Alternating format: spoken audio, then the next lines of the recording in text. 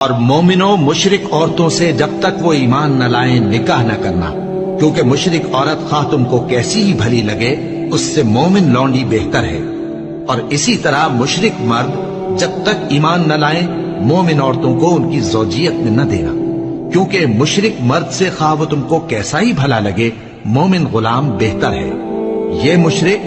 لوگوں کو دوزخ کی طرف بلاتی ہیں اور اللہ اپنی مہربانی سے بہشت اور بخشش کی طرف بلاتا ہے، اور اپنے حکم لوگوں سے کھول کھول کر بیان کرتا ہے تاکہ نصیحت حاصل کرے۔ اور تم سے حیض کے بارے میں دریافت کرتی ہیں،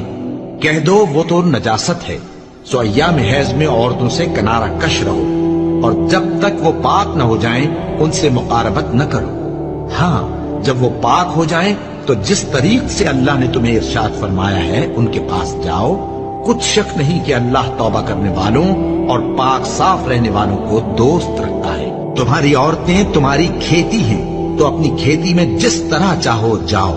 اور اپنے لیے نیک عمل آگے بھیجو، اور اللہ سے ڈرتے رہو، اور جان رکھو کہ ایک دن تمہیں اس کے روبرو حاضر ہونا ہے۔ اور اے پیغمبر ایمان والوں کو بشارت سنا دو، اور اللہ کے نام کو اس بات کا ہیلا نہ بنانا کہ اس کی قسمیں کھا کھا کر سلوک کرنے اور پرہیزگاری کرنے اور لوگوں میں صلح و سازگاری کرانے سے رک جاؤ، اور اللہ سب کچھ سنتا ہے جانتا ہے۔ اللہ تمہاری لغو قسموں پر تم سے مواخذہ نہیں کرے گا، لیکن جو قسمیں تم قصد دلی سے کھاؤ گے ان پر مواخذہ کرے گا، اور اللہ بخشنے والا ہے بردبار ہے۔ جو لوگ اپنی عورتوں کے پاس جانے کی قسم کھا لیں ان کو 4 مہینے تک انتظار کرنا چاہیے۔ اگر اس عرصے میں قسم سے رجوع کر لیں تو اللہ بخشنے والا ہے، مہربان ہے، اور اگر طلاق کا ارادہ کر لیں تو بھی اللہ سنتا ہے جانتا ہے۔ اور طلاق والی عورتیں 3 حیض تک اپنے تئیں روکے رہیں، اور اگر وہ اللہ اور روز قیامت پر ایمان رکھتی ہیں تو ان کو جائز نہیں کہ اللہ نے جو کچھ ان کے شکم میں پیدا کیا ہے اس کو چھپائیں۔ اور ان کے خاوند اگر پھر موافقت چاہیں تو اس مدت میں وہ ان کو اپنی زوجیت میں لے لینے کے زیادہ حقدار ہیں۔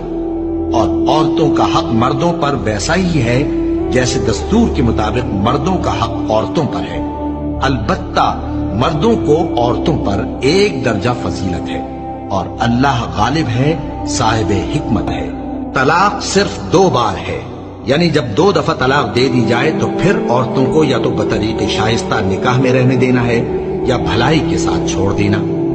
اور یہ جائز نہیں کہ جو مہر تم ان کو دے چکے ہو اس میں سے کچھ واپس لے لو۔ ہاں اگر زن و شوہر کو خوف ہو کہ وہ اللہ کی حدوں کو قائم نہیں رکھ سکیں گے تو اگر عورت خاوند کے ہاتھ سے رہائی پانے کے بدلے میں کچھ دے ڈالے تو دونوں پر کچھ گناہ نہیں۔ یہ اللہ کی مقرر کی ہوئی حدیں ہیں، ان سے باہر نہ نکلنا، اور جو لوگ اللہ کی حدوں سے باہر نکل جائیں گے وہ گناہگار ہوں گے۔ پھر اگر شوہر 2 طلاقوں کے بعد تیسری طلاق عورت کو دے دے تو اس کے بعد جب تک عورت کسی دوسرے شخص سے نکاح نہ کر لے اس پہلے شوہر پر حلال نہ ہوگی۔ ہاں اگر دوسرا خاوند بھی طلاق دے دے اور عورت اور پہلا خاوند پھر ایک دوسرے کی طرف رجوع کر لیں تو ان پر کچھ گناہ نہیں، بشرطے کہ دونوں یقین کریں کہ اللہ کی حدوں کو قائم رکھ سکیں گے، اور یہ اللہ کی حدیں ہیں، ان کو وہ ان لوگوں کے لیے بیان فرماتا ہے جو علم رکھتے ہیں۔ اور جب تم عورتوں کو 2 دفعہ طلاق دے چکو اور ان کی عدت پوری ہو جائے تو انہیں یا تو حسن سلوک سے نکاح میں رہنے دو یا بطریق شائستہ رخصت کر دو،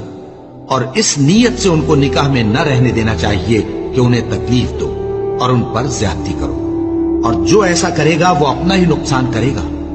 اور اللہ کے احکام کو ہنسی اور کھیل نہ بناؤ،